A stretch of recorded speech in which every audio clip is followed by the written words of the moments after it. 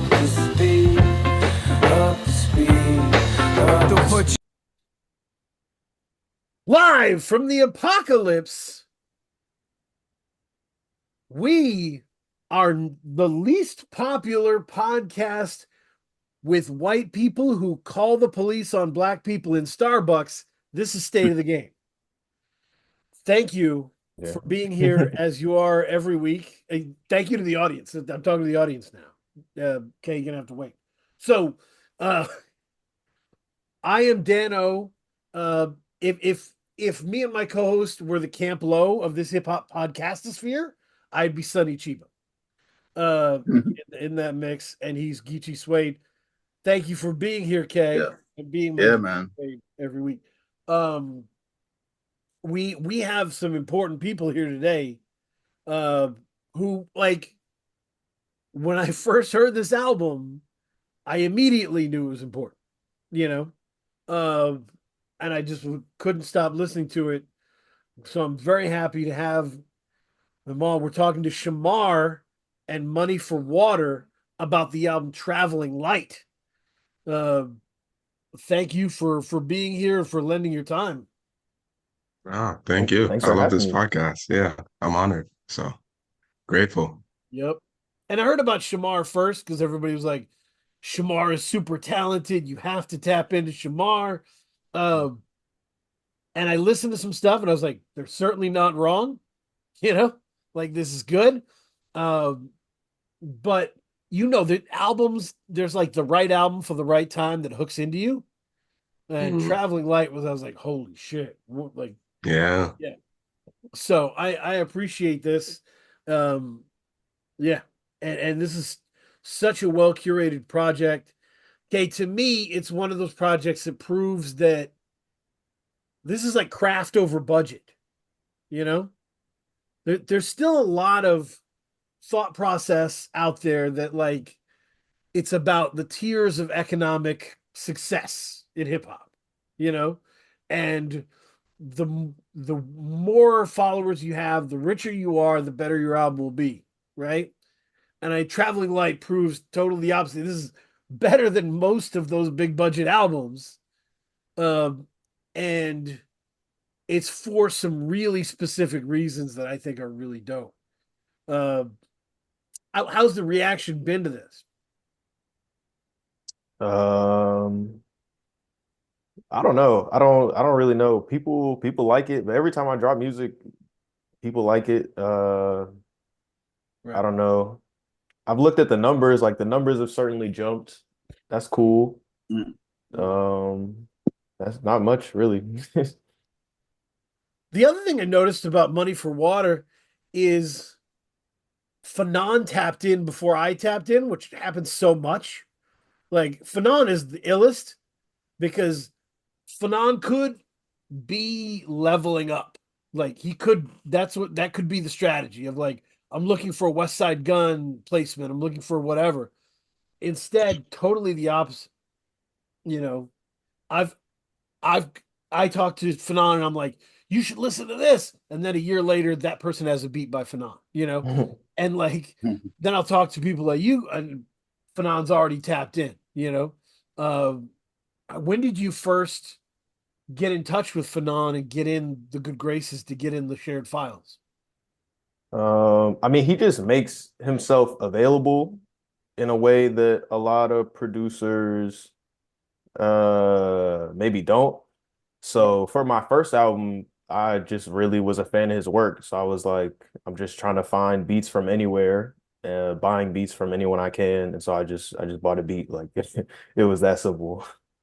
Oh yeah, bought a beat and kept moving. That's dope. Yeah. That's dope. Um, yeah, that's good. Um, it makes a difference.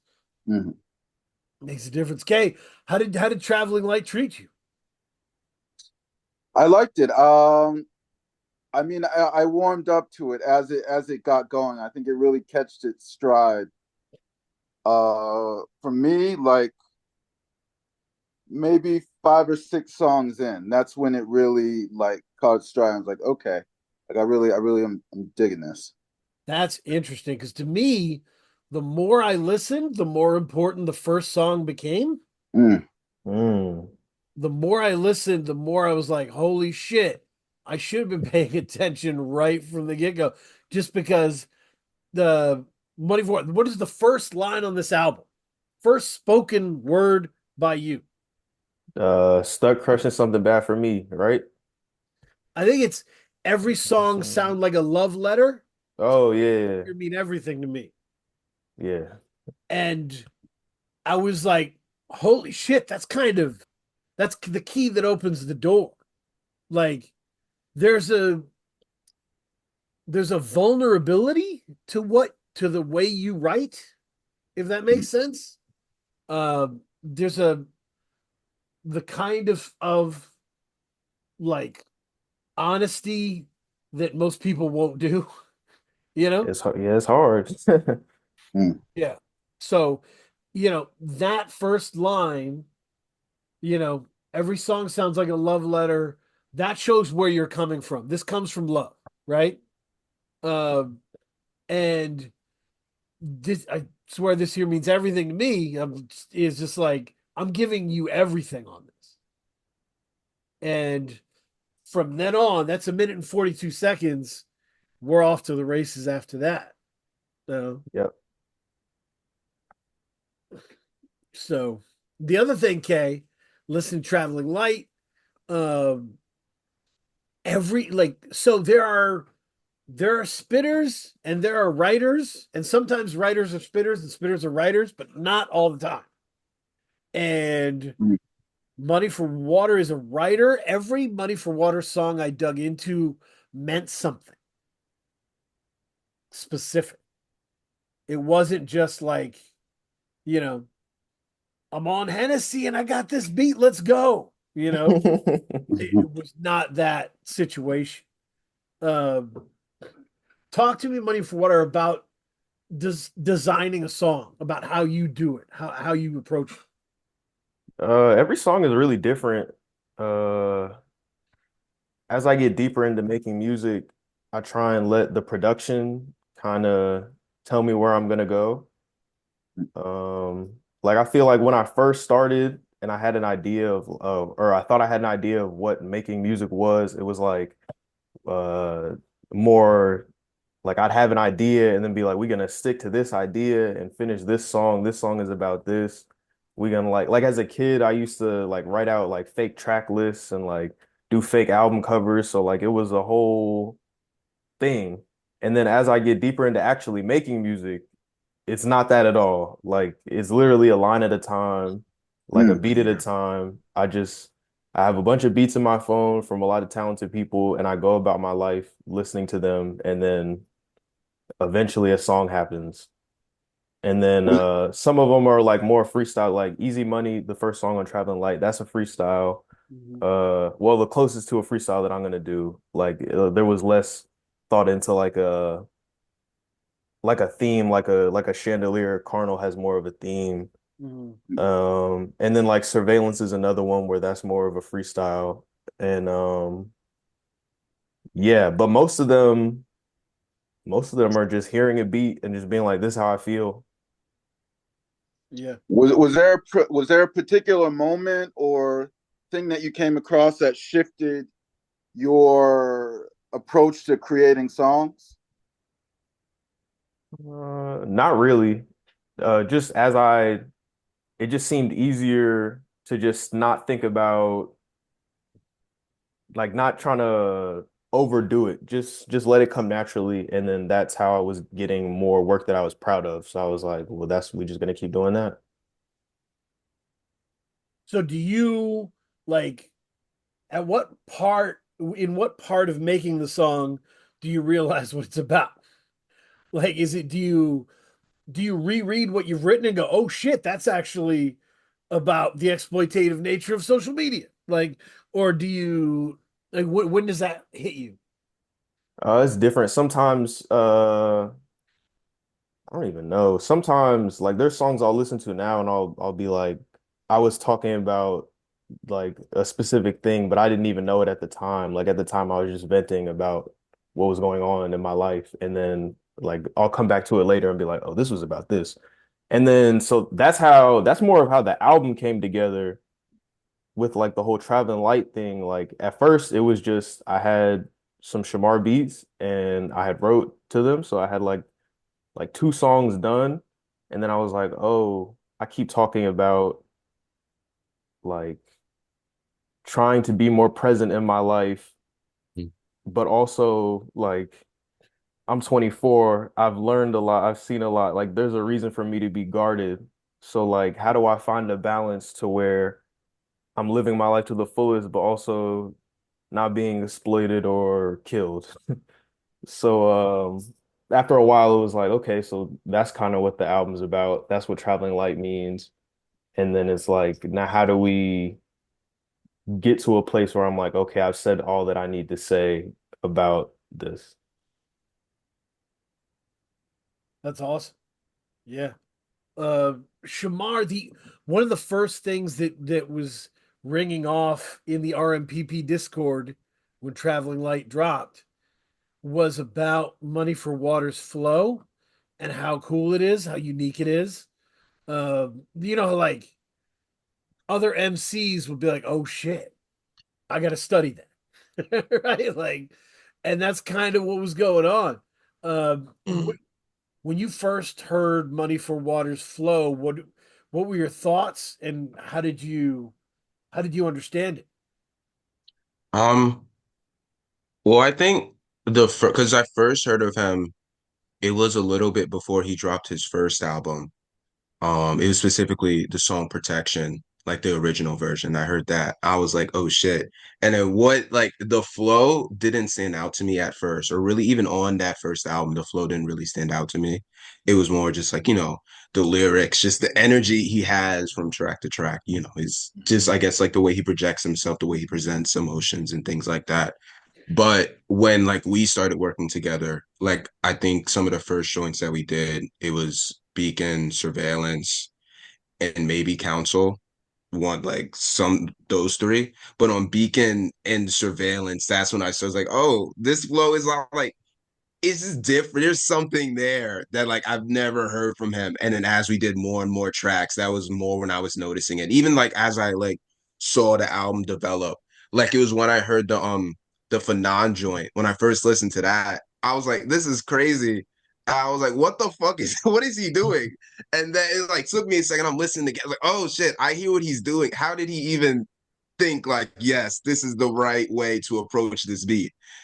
And then it's like, so like now I'd say like his flow is like, like everyone else, it's like the coolest thing to me. Cause it's Yeah. like, I don't know. I think he knows. We were talking about jazz earlier, and I think of like the notion of like swing. And I think he has like such a unique swing to his flow. So like when the beat's more rigid, especially the ones with drums, it's like he's just like off a little bit where it's like, bro is not off beat, but he's also like it's like challenging the beat in a really unique way. Yes, And that's that's something a that I great way really, to say really it. notice now. It Mm. just accents everything super cool. It's a great way to say it. Yeah, I mean, it was reminds me, Kay. Uh, there's no weird jump shots in the NBA anymore because there's all these personal trainer guys that like Mhm. work with you until you shoot like everybody else. But like back in the early aughts, we had weird jump shots and like people where you'd be like, "Is that jump shot, bro?" And then it would go in. And you'd be like, "Fuck it," it goes in. Fuck End it. result, that's what matters. If it goes in or not. Right, it keeps going in. Fuck it. And so it's not a slow flow. I was talking about this in the breakdown. It's not a slow flow. But there seems to be a hitch in it. But it's not like an intentional pause, like a Rock Marciano. Here's the reveal of the line. It's like it's just a different pace and tempo. Yeah. Mm. I've always thought about before I did this, I thought of those kind of flows as the fighter in the fighting game that you don't want to play as or play against. Mm. You know, like that person's on their own time. Just let them rock. Like, um, yeah, but it's really dope. And the more you get into it, the more arresting it is. So I think Shamar, you did like 12 of these 18 tracks, right? Yeah, like 12, 13. Yeah, Yeah. I think it's 13. Yeah. Okay. Yeah, 13 sounds right. So what was that is beyond just giving some beats. Like were you both in conversation about how this needed to come together? I feel like at first it kind of was just a matter of like giving beats. Like Money for Water was the first person to rap over my beat. So it was just like, oh shit, this nigga's hard and he's rapping on my beats. And we have these cool songs, cool, whatever, whatever. And then it was just a matter of he'd take more beats. I'm making beats, cool, whatever. But then when it came to there was a point where it's like, we have all of these songs that I produced. Maybe I should just fully produce the whole thing. And then I was making beats like exclusively for him or Yeah. whatever. But then, like, on the notion of like seeing how his flow was developed, I was just like, all right, how weird can I go? What's the limit? What's the margins that like he's working in and things like that? And I think the only one that like really came out of that era was Over Me, the second track. And then it was kind of like, okay, cool, whatever. Then he got like, the beats from Kill, the beats from June, from Child Actor. And it was like, back to kind of just like, I just have this big folder of beats and I'll just like give it to the homies. And then he would be like, oh, you made this beat. I'm going to take this beat.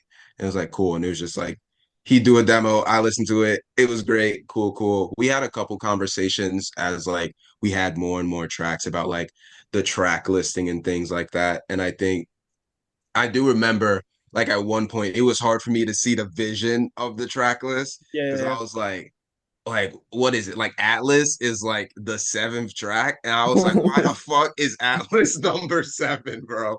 yeah. What is happening? I don't know about this one, but it's not the final cover, but the original cover was like, oh, I'm forgetting the word. It was like a super textured photo of him that kind of reminded me of a mixtape. And then I was just thinking of this as a mixtape. And I was like, I see it now. I completely get the sped up track. I'm here for everything. I get Yeah. it now. And I think at that point it was kind of just, back to me making the beats and then he would take and fill the void. I'd be like, all right, cool, whatever, you know. Yeah. But yeah. Yeah. Money for Water, when you're creating something, for me, like I know there's like a lot of times when you watch TV or something and they'll have writers on there, they'll be like tortured in front of a blank page. And for me, I'm like, I love the blank page. I'm like, there's no pressure. I can do whatever the fuck I want. Um, but then once I was deep into it and it was good and I knew it was good, that's when the pressure mounted. And I felt like I had an obligation to finish this thing in a way that was a tribute to what I had done so far, you know? Um, we that's like a crisis point in the creation process, right? Of like, oh shit, we have to go the rest of the way now. Mhm. Um, so what Shamar described, kind of sending beats back and forth, all of a sudden, oh shit, we have a whole thing now. Like, what was that crisis point of like, all right, now we got to, you know, plot and strategize and figure this out. I mean, I just like making music, so it's never really something I stress too much.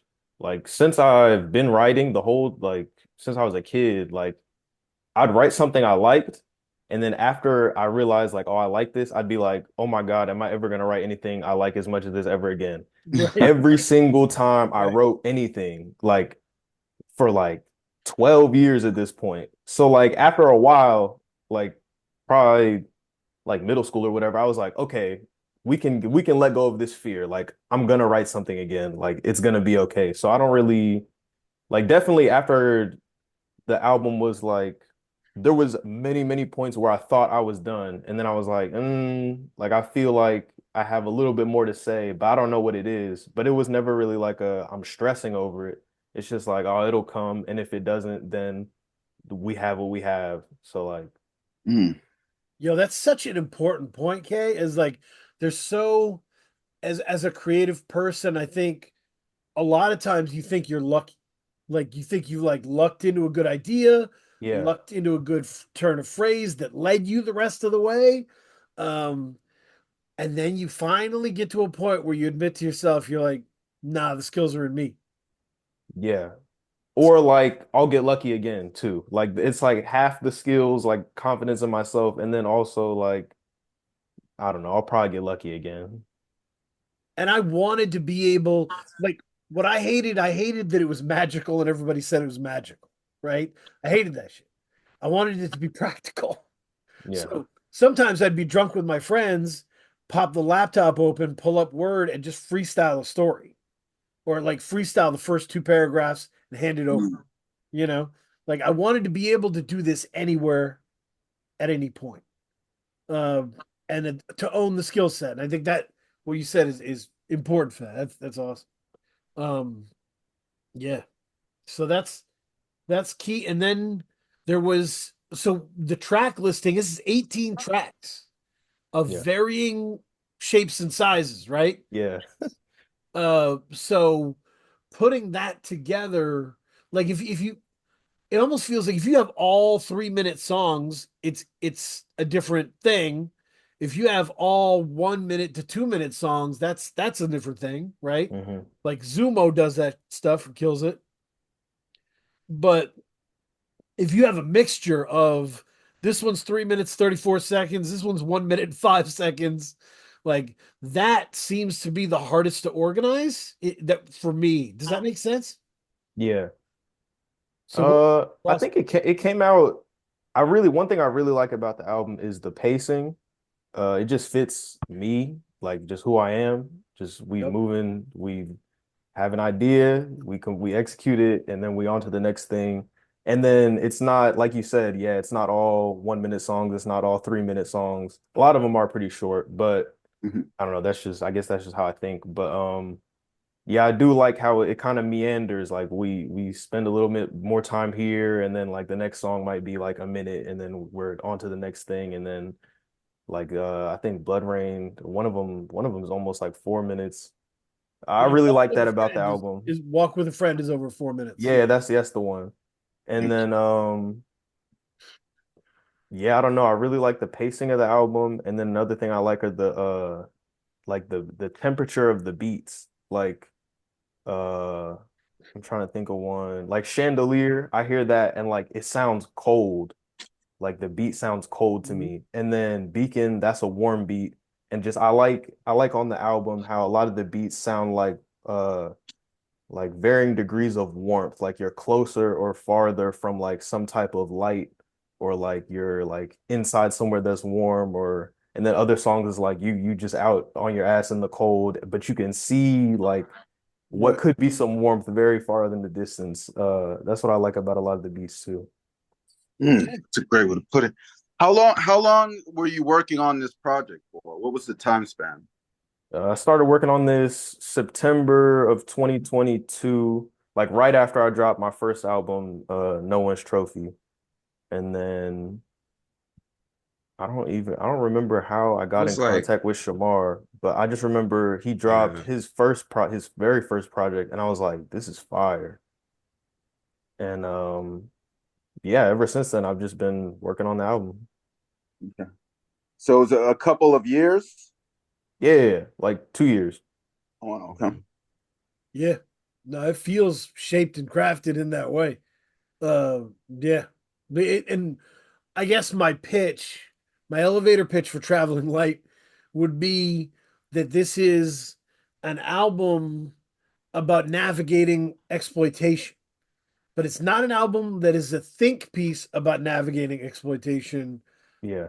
It's it feels like an adventure, right? Like to go all the way back to like Wizard of Oz or something, where you're making it through obstacles, you know, um, and parasitic forces, and you're navigating, right? And it could be social media, it could be, the get up and grind cats, it could be suicide, but you're gonna have to navigate it. It could be relationships, romantic relationships. You're just gonna have navigate, traveling light. You're gonna have to go through the adventure to get to a place that's free of that exploitation. Yep. Yeah, Mm. Exactly. that's my pitch, Kay. Yeah, I like Um, it. it makes it, yeah, when you hear it and you understand, like, oh, surveillance and all this stuff, and it all kind of locks in. Uh, the so the most fascinating run on the project to me, the part that was like that just every time I'm like, wow, is 15 to 18. Catch me, catch me, catch 18. me, all the way to the Oh moon, yeah. Yeah, right? Yeah. The ending, that's good. yeah. Because it kind of is a thing and a journey to that point about these different forces and all that. And then catch me, catch me, catch me feels like it starts a suite of songs that are like really about romantic interaction, that are really about and sung, so it's like it takes the vulnerability to another level, Hmm. you know. This is Yeah, like this is an I album you think can I hand think a Catch friend. Me was the last song I did.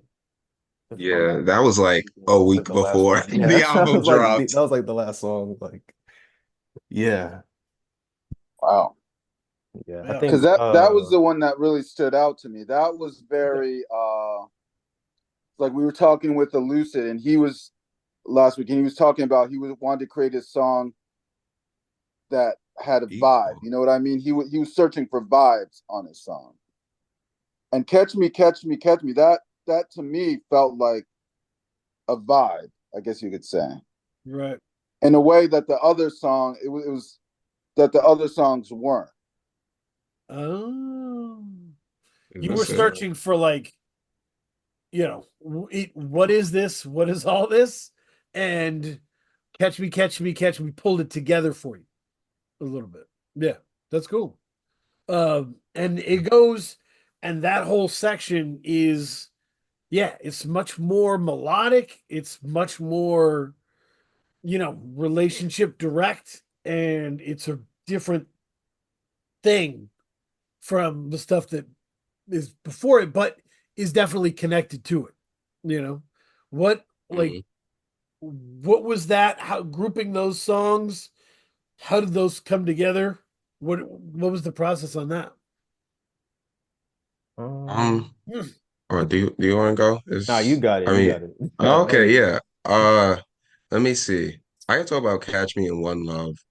Well, with Catch Me, that's been like, I don't know. I just been a lot of my beats are like reflective of like what I'm feeling in the moment. Usually, if I'm making a bunch of beats, it's because like I don't feel in the mood to write or I can't write right now. So it's like the beats kind of just fill that void.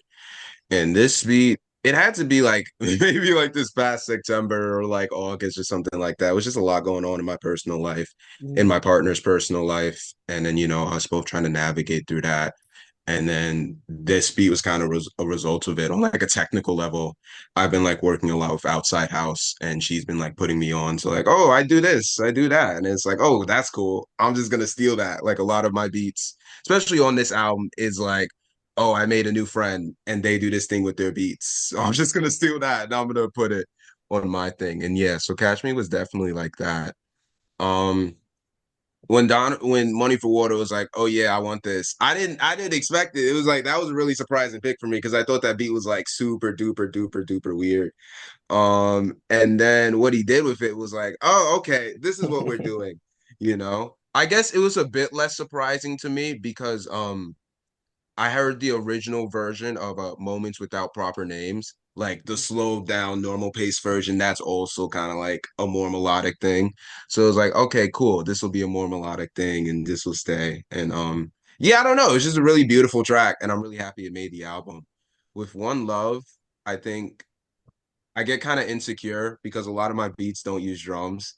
And then sometimes, you have like the Twitter conversations, whatever, about like, oh, drums, oh this, oh that. Sometimes Right. I get in my own head. And it's like, I'm gonna do some shit with drums. Mm. I'm gonna do some shit with like 808s. I'm just gonna fuck around and see what happens and things like that.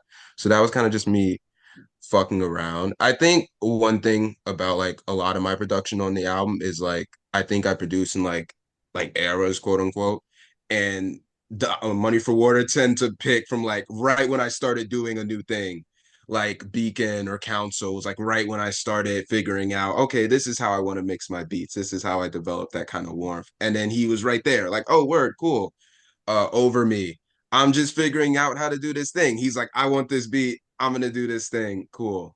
So I think, in regards to like navigation, I think even in the production, there was a lot of me experimenting, opening new doors and things like that. And he was just always wound up consistently being right there, ready to do his thing over these new sounds, which I thought was really cool. Yeah. What's the oldest beat of the album, and what's the I guess you could say youngest beat? The youngest beat. The oldest beat Yeah. is easily Atlas. Atlas was I categorize beats in my head, be it like before I started rapping or after I started rapping, and Atlas was like way before I started rapping, maybe like the end of 2021 or like real early 2022. Okay. And then the newest one is Catch Me, and that's like Yes. maybe the end of August or like real early September. And have you noticed, like, because you said it took 2 years to make the project. Have you noticed a growth or a change in your production styles in that 2 years when you listen to those two songs? Oh yeah, absolutely. I think the only consistent thing about my production is like I love textures Mhm. and I like real interesting textures. So my goal when I have a sample is like what is the coolest texture I can pull out of that. And usually the successful beats be it like a real simple loop like disintegration or like something a bit more complex like a blessing or surveillance or something like that is like the only through line is like I like the texture. The texture is really nice. I think I kind of just chop things or arrange things. It's just more like this is my mood right now. Yeah, that makes sense. Traveling, so in a way, Traveling Light like documents your growth as a producer. Yeah, like That's 1000%. fire. Like it's definitely his project, absolutely.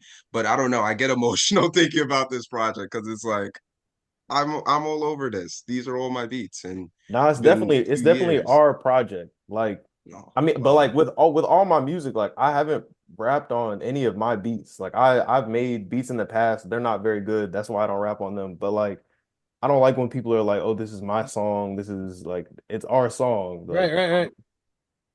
it's our No, I album for appreciate sure." that. Yeah. And that makes sense. And then like so, yeah. Money for Water. When you because you started just kind of picking beats, was there a point where you realized like the beats I'm picking are giving me something specific, and so I know what the sound of what I'm making is. I know what I'm looking for. I did know at the beginning that I wanted more of like a digital sound. I know I told Shamar that I didn't know how to really explain it though. So like, and also because I'm not a good producer, I'm not like it has to sound like this. Like I couldn't even give you a reference like, oh, I want it to sound like this person's beats. Like I don't want to do that. I want you to make what you're gonna make. So like I probably threw out a couple like just random phrases for what I wanted, but like at the end of the day, like the beats is all the producers. Mhm. Yeah, I do remember our conversation about that. And it was like right after we made Atlas, and you were like, that was the sound I'm looking for. And like just looking at the album now with Atlas is like the like strictly sonically, I think you like super succeeded with that. Everything sounds like Atlas being in the middle makes sense to me because it feels like the centerpiece of the album on a lot of levels. Yeah, no, we were. I was telling Kay what like sometimes it's important to have a great opener. It's important to have a great closer, but a lot of times albums need a belt. You know, like a track in the middle that defines where you have been and where you're going. You know, um, and Atlas makes sense as like right in the middle, um, as the center of that journey. That makes sense. Um, just pick your writer brain, Money for Water. What one of the things I think that's so important about the way you write is the level of empathy that you're able to exercise Mm. when you're telling your story, right? You're because I'll tell you, telling your story is very addicting and it can make you very selfish. Yeah, It can make you repurpose stuff in a way that's unkind to other people. Uh, certainly. Shout out Charles Bukowski. But the like you maintain a level of like supersonic empathy that beams out from and it so it made sense when you were like, no, it is our album because like it wouldn't make sense if you were any other way, right? This the empathy is there. Talk to me about writing with empathy and with the ability to kind of because it's not just being nice. Writing with empathy means having cameras in every part of the story, understanding the perspective of everyone in the story.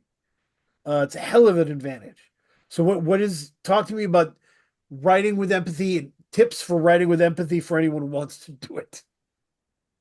Um, I don't I don't ever want to write and have people that are in my life hear it and be like, damn, why you say that? Like even if it's something that I feel like I have to get off my chest, like I don't ever want to frame it in a way where it's like, oh, this person is evil and that's why this happened, blah blah blah blah blah. It just wouldn't be the truth. And like, why would I do that to people I care about, even if maybe we're not seeing eye to eye at the time or whatever's going on? But I don't know. It's just about caring for the people in my life and knowing that, like, man, my brother probably gonna listen to this album. My mom gonna listen to this album. My dad gonna listen to this album. All my friends are gonna listen to this album. Like everyone, like people talk about support for the album.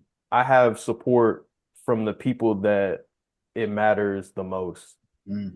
Like my family and friends, and then people that inspire me, people like Shemar, everyone else who produced on the album, everyone who did a verse. Like I wouldn't want to say anything on an album that would disrespect anyone in my life. So there's a truth that has to be exercised. Yep. Mm. Yeah. No, that's perfect. And the the first time I became aware of this purposeful empathy was I was like, holy shit, the first song that has a guest on it is literally called Walk with a Friend. Yeah, I was like, there's no way that's a coincidence. Like it it's is. It is. that's I was like, this is so designed. This album is so designed. It's so that is so wild that like, yeah, you were just there are very few features on the album. Yeah. And the first one is Walk with a Friend. I And guess it's not a coincidence. The song was originally called Corday Park just because that was just the working title. I don't usually put it into the titles until like we're doing the final track list. Then I'm like, what do I really want to call this? But um yeah, the song started off with my like one of my best friends, his cousin makes beats. That's he is the GOAT and he's from Charlotte too. Mhm. And so I had that beat. I think I got that in like December of 2022. And then I recorded to it and I was like, this isn't that good. And so then I redid my verse. And then we're like, all right, that's cool. But it was only one verse. So it was like a minute and some change. And I was like, well, what are we gonna do with this? But it didn't feel done. The verse was good, but I was like, it doesn't really feel done. And then he was like, do you want to put Capone on it? He was like, Capone wants to get on it, but I'm not sure. Like he thought he thought the song sounded done. So I was like, I don't know, it could be done, but like why not? If someone wants to get on the song, why not? Yeah. And then he did, and I love that verse. And then I was like, damn, but I wasn't necessarily finished with what I had to say on it. So I was like, all right, how am I gonna like tie this all together? Um, but yeah, it's a like even like the beat, like you can hear like the animal sounds, like the birds and whatnot. that sounds like if you're in Charlotte and you go to Cordea Park, like I don't know why, but like the birds are super loud. Like it sounds like you're in a rainforest, and I don't know why. But as soon as I heard that beat, like I remember E being like, he didn't like he sent me a bunch of beats and he didn't think I was gonna pick that one. And like just the random animal noises just got me because I was like, this sounds like my life. Like Cordea Park is where it's like a park on the north side. That's where I write like a lot of my stuff. Um, less on this album, but like growing up, like that's where I would go to write.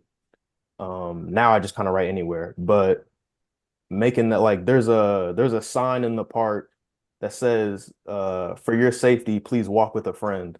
So that's why it's called Walk with a Friend. And then I was Mm. like it also I thought like, okay, there's a feature, so cool, walk with a friend. But like Yeah.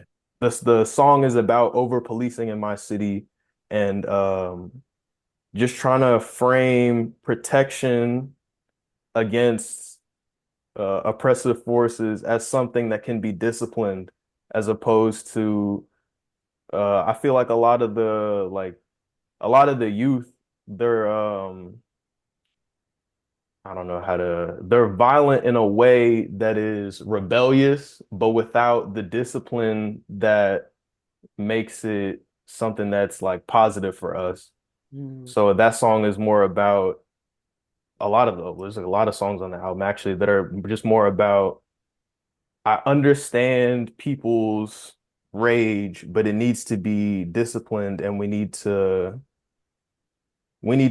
needs to be controlled for it to be something that works in our favor. Yeah. Mm. Yeah. No, there's a duality to that message, right? The over policing, uh, but also the need to have friends and community to withstand that, you know. Yeah. So it's that's dope. Yeah. It's I knew it, Kay. I knew that these songs were that layered when I just do it. So yeah. Kay, let's take it into the future here. Mhm. Shemar and Money for Water should keep working together. Can we agree on that? For sure. No, actually, I don't think. Yeah, yes, That would yeah. be good though. You That get should in your just let's call it a day. Let's just stop. No, get in your Skip Bayless absolutely, bag we'll be and working just here. hit them. Yeah. So, but no, what would you want from their next collaboration? What what would the growth point be? What would the change? Man, I think because for me, like, there's so many different genres in here. There's in terms of the writing. There's there's like street. There's consciousness, Yep. but a lot. But there's also a lot of poetry to me. Yes. Um, like you and I, we have the saying about like some of the lyrics, like if you can read it on a paper, like if you can print out lyrics and read it on a paper and it still means something, that's when you know you've written something really good. Right. Uh, and so for me, I'd like to see. I think how do I say this? Like I think you could lean into, like I was saying beforehand about those vibes. I think you could lean into more of that poetry side, yet still say what you want to say on consciously, on a conscious tip. You know what I mean? Mhm. Like I think you could do a really great job showing and singing about like the emotion and the feeling of things rather than the actual things themselves. If that makes sense. And go further into the literary aspect of Yeah. yeah, I'm into it. I think that's dope. That's dope. Yeah. For me, I think it would be like this is definitely a concept album, but with a lot of different tentacles to it, Mhm. sonically, performance wise. But I think uh, isolating and exploring those spaces would be kind of cool. Uh, to give those time to breathe, right? Like, what would what would a Money for Water Shemar album feel like if all the beats were blues inspired? Or, or whatever. Just say, if it had a single texture linking it, where would we be by the end of it? And yeah, I'm interested in that stuff, you know. Doing a little bit of everything is super dope, and it's a great way to start because it gives you paths to go on. Hmm. But I'm always like, you got to travel those paths though. Like, you got to give yourself permission. So, um, yeah, we've talked to a lot of versatile people, so I've had that mulling around. And just talking to you guys for like the last hour or so, I can tell you guys are both very musically curious. Yep, yep, So I'm sure that as you go, as you continue on your journey, you're just going to be picking up inspirations here and there and just melding it into the music. So yep. Oh man, can you imagine if they did a Crunk album, Kay? the sky's the limit, I think. Shamar went into the Little John bag. I'd do it. Yeah, Oh, say less. that's the thing. Money for Water has the flow to do that, and could hit you with some real personal shit. And you're like, man, I'm crying on a Crunk beat. I don't even understand what's going on. That'd be dope. That'd be dope. I'm telling you, there's a lot of options. Traveling light is exciting for us because of that. Shamar, question for you: Yo, what is your favorite beat that you didn't make on this? on this tape? Yep. Oh man. If you asked me this question like 2 days ago, it would so easily be a canvas for all. I'm kind of like respectfully, I'm kind of mad Child Actor didn't put that in my folder. Yeah. That was such a crazy beat. And I remember how did I even hear it? Money Forward had a SoundCloud just like, before the album came out or whatever. And I'm just scrolling through the SoundCloud, just listening to the things again. I'm like, a canvas for all? That's a cool name. I clearly didn't make this beat because he didn't send it to me.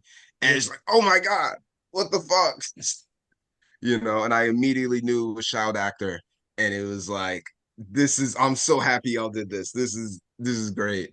But like Blood Rain hits so crazy. Woo! Fanon is so Blood different. Rain. He's Ooh. so different. Oh. And it was like, that's a Fanon beat that like I didn't even realize it was a Fanon beat Mm. until we were like talking about the track list. And then I think he had like produced by August Fanon. I was like, Fanon did that's fucking crazy. That's fucking crazy. I would not have even thought, yeah, this is so easily August Fanon. Because like when I think of Fanon, of course he has like a lot of more melodic stuff, but I think of like what he's giving to like Woods and the Lucid, Yeah. the stuff that's like the No Days Off. I'm thinking of that when I'm thinking Right, of Fanon, right, So right, just to right. hear that, it's just like, yeah, that's probably my favorite I didn't do it beat on here at this point. Yeah. No, mine K would be Walk with a Friend just because the bird sounds and the kind of warmth of the track. It does feel like you're stepping outside, Mm. and I it feel like a lot of the album sounds like that. Like, and yeah, I think that's because that's how I write. Like, I do a lot of hiking. I do a lot of just walking around whatever city I'm in, DC, Atlanta, Charlotte, New York, whatever. Like, I like to get lost in cities. And so I feel like a lot of the albums, like, it's an album to walk around a city in and just Yeah. explore. absolutely.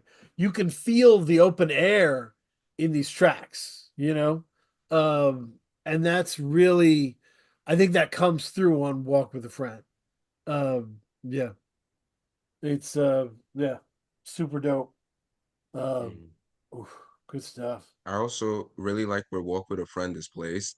Like, I don't know. I like to think of it as Absolutely. like you're leaving the council meeting, you're outside, this is the bullshit, you're interacting with the world, and this is how we need to deal with that. It's like whenever I listen to the album, sometimes I forget Walk with a Friend is there because that's like a track that's pretty new to me. So to be like council and I'll be like, oh, did I add an outro? And it's like, wait, no, I didn't I didn't do this. and then just like even like the little beat switch. I just think that's such a just where that's placed. That song is also, yeah, that song's really special. Yeah. No, it's dope. Um, um, yeah. Kay, do you have any other questions?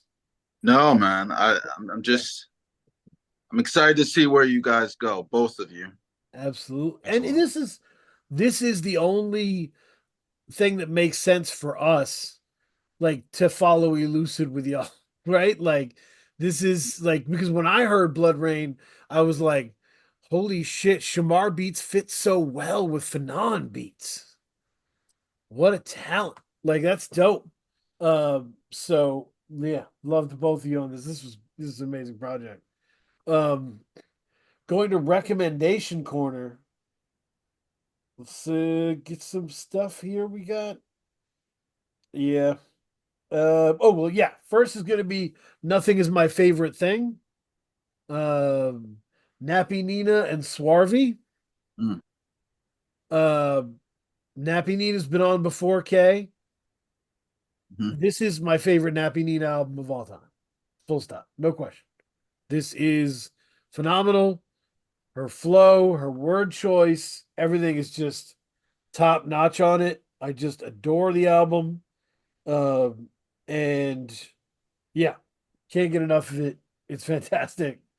Um, oh, the second one, let's staying with, oh, I'm going to do all women. That's what I'm going to do. Yata, Palm Wine, PTP. I got the advance on this fucking album, and I was hitting gang PTP like, holy fucking, what the fuck is this? It's awesome. Awesome project. PTP maintains the standard of experimentation that is just fantastic. So I appreciate that. And Yada fits perfectly into that. Um, I don't even want to explain it. I just want you to listen to it. Uh, The Lotus Child, Chez Noir, um, of the Buffalo Cats, Chez Noir has the best mixture of personal content, vulnerability, and I'll knock your fucking teeth out. She has the best mixture of that for me. So I love listening to her music because it feels like somebody with hard edges learning how to soften them, if that makes sense. And the Lotus Child really continues that. Rhapsody goes nuts on the song that she's on. It's really cool. Oh shit! Yeah, Wow. definitely hear that. So it's not long. It's like 8 tracks. So that's my three. Money for Water. What have you been bumping? Um, y'all heard of Baby Sosa? Baby I don't Sosa. know if y'all are Question. into that type of music. Oh, sounds like my thing.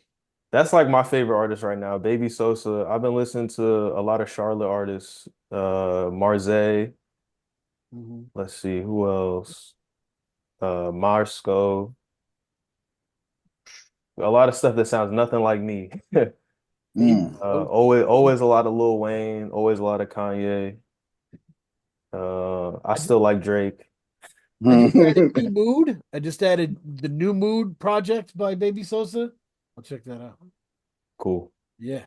No, Charlotte's I need to know more about what's going on in Charlotte, absolutely. Because I'm Charlotte's got a couple different sounds going on. Um, no shortage of talented artists. that's dope. Yeah. The yeah, the Shamar, what have you been rocking with? There's this artist, Kafaya, I found out about at a random show Mhm. in New York. It wasn't a random show. It was at Jay Cinema was there. Chelsea Reject. Yeah, great show. Anyway, Kafaya has this tape called Dragon's Mouth. And then there's this song on there specifically called Huntin'. And it was like the first time she like did the whole tape at the show or whatever. And the first time I heard Huntin', I was with Sasko and we turned to each other and we were like, this is the best song ever. It's so good. It's so good. But yeah, I've been bumping Dragon's Mouth a lot lately. Speaking of Sasko, shout out to homie. He dropped the album The Hottest You on Record.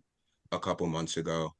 I've been really Yeah. enjoying that. A lot of great artists on there. A lot of them friends. Hester Valentine, How do you Bagel. spell the Um, Kafaya? How do you spell Kafaya? Kafia. Oh, okay.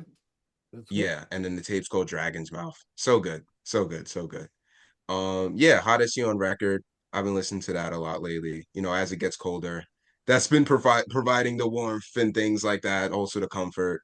Um, and then there's this album called 20% Off by Hidden Gem and a Ghetto Philosopher. Is the best. It's the best thing I've heard this year. It's so fucking good. It's just, I think they're both from Baltimore. It's just these two niggas from Baltimore, and they're just styling for like, how long is this? For 15 tracks. But it's like some of the tracks are like the first track is like 6 minutes long. It's like three tracks in one. Like, not like sonically like Carrot Season, but like how Carrot Season is structurally, Yeah. this reminds me of that. What is the name of the album you said? Yeah. It's 20% off. I don't know if it's on streaming, but it's definitely on Bandcamp. Okay. 20% off. Yeah. 20% off. Yeah, I gotta check that out. The yeah, a lot of great music out there, attracting people in different phases of their work. So stay with that. Kay, what are you rocking with? So the Chez Noir, I was listening to that. Starting to get into the new Tyler, the Creator album. And then I came across like this, I don't know if it's an album, but like this DJ did a set of Jay Dilla music. So I came across that last week. So I've just been listening to that essentially all week. So That's awesome. yeah. Yeah. No, that's cool. The yeah, appreciate all the support. Kay, you remember when we did that backwoods fantasy draft? Yes. That shit rang off, man. Like when I put it available for everybody, like I just posted it Sunday. It's Wednesday. It's already like top 40 listened episode all time. Wow. That shit rang off. People dug it.